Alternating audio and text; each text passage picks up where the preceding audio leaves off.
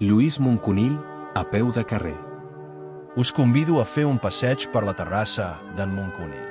Una mirada a l'obra de l'arquitecte que podem veure quan anem pels nostres carrers. Durant prop de 40 anys, Moncunill va omplir Terrassa de les seves construccions.